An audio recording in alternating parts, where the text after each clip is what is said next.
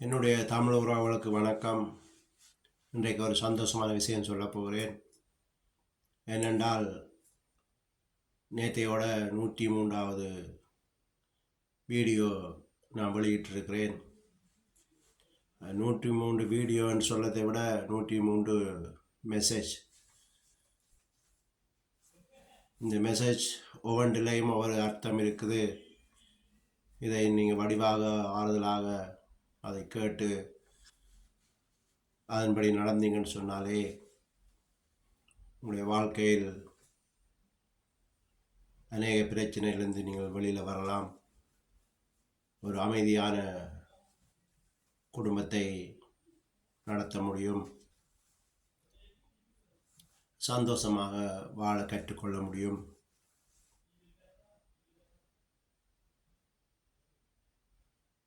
நிரந்தரமான அமைதியாக வாழ முடியும்.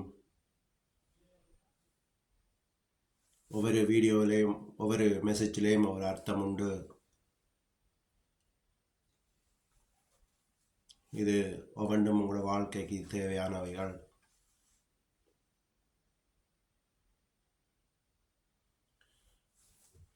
இதோடு நின்று விடாது இன்னும் பல மெசேஜ்களை உங்களுக்கு தருவேன்.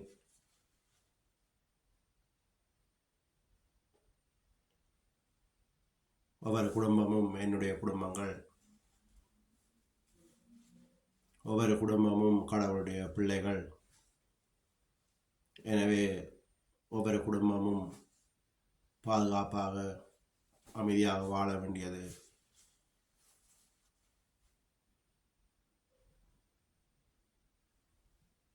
கடவுளுக்கும் அது உகந்ததாக இருக்கிறது. இப்படியாக அமைதியாக சந்தோஷமாக நாங்கள் வாழும்போது அந்த பரலோக ராஜ்யம் இந்த பூலோகத்தில் வரும். சொர்க்கம் இந்த பூலோகத்தில் வரும். இந்த பூலோகத்தையும் பூமியையும் சொர்க்கமாக மாற்ற முடியும்.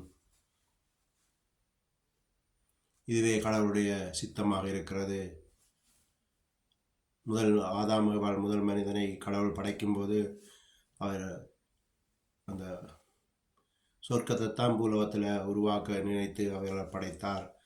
ஆனால் அவர்கள் அந்த பழத்தை சாப்பிட்டு பாவம் செய்ததுனால இந்த பூமியும் நரகமாகிவிட்டது, சபிக்கப்பட்டு விட்டது. அதை மாற்றுவதற்காகத்தான் கர்த்தராகிய இயேசு கிறிஸ்து இந்த பூமிக்கு வந்தார்.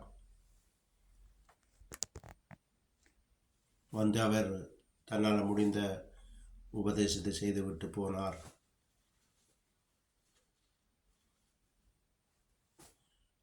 அதுதான் என்னுடைய விருப்பமாக இருக்கிறது. இந்த பூமி சொர்க்கமாக மாற வேண்டும்.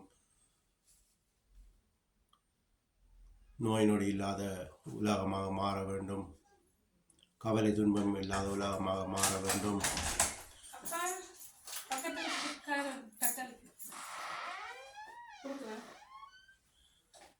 நல்ல குடும்பம் பல்கலைக்கழகம் என்று சொல்ல மாதிரி நல்ல குடும்பம் நல்ல சந்ததியாக இந்த உலகத்தில் வாழ வேண்டும் என்று சொல்லி இன்றைய நாள் ஒரு சிந்தனை நிகழ்ச்சியை முடித்துக் கொள்கிறேன்.